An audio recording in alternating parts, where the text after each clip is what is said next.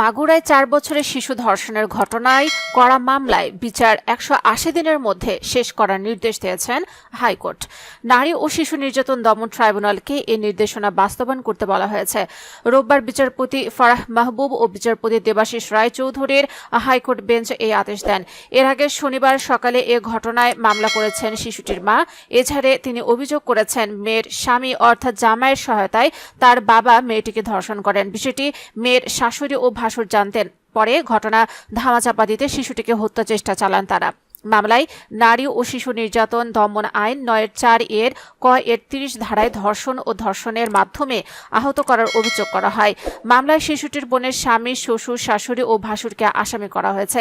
তারা আগে থেকে পুলিশের হেফাজতে ছিলেন। এছাড়া উল্লেখ করা হয় ৪ মাস আগে মাগুরা পৌর এলাকার এক তরুণের সঙ্গে শিশুটির বড় বোনের বিয়ে হয়।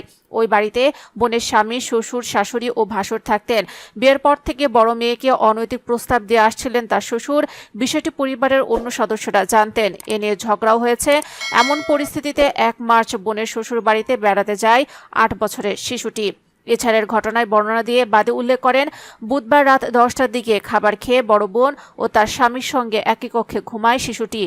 রাত ২:৩০টার দিকে বড় বোন ঘুম থেকে জেগে দেখেন ছোট বোন পাশে নেই, মেঝেতে পড়ে আছে। তখন শিশুটি বড় বোনকে জানায় তার যৌনাঙ্গে জ্বালাপোড়া করছে, কিন্তু বড় বোন মনে করে শিশুটি ঘুমের মধ্যে আবোল তাবোল বকছে।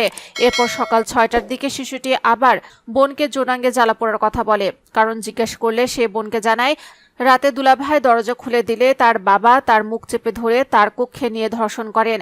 সে চিৎকার করতে গেলে তার গলা চেপে ধরা হয়। পরে তাকে আবার বোনের কক্ষের মেঝেতে ফেলে রেখে যায়। ঘটনা জানার পর শিশুটির বড় বোন তার মাকে মোবাইলে বিষয়টি জানাতে গেলে তার স্বামী ফোন কেড়ে নিয়ে তাকে মারধর করেন।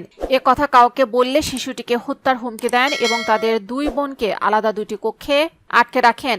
সকালে এক নারী প্রতিবেশী বাড়িতে এলে বোনের ভাসু দরজা খুলে দেন। তখন শিশুটির মাথায় পানি দিয়ে সুস্থ করানোর চেষ্টা করা হয়।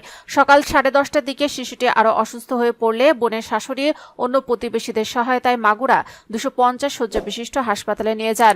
সেখানে গিয়ে মেয়েটিকে জিনে ধরেছে বলে চিকিৎসকদের জানান। তবে চিকিৎসক ও অন্যরা বিষয়টি টের পেয়ে শাশুড়ি হাসপাতাল থেকে পালিয়ে যান। পরে বাদী হাসপাতালে যান।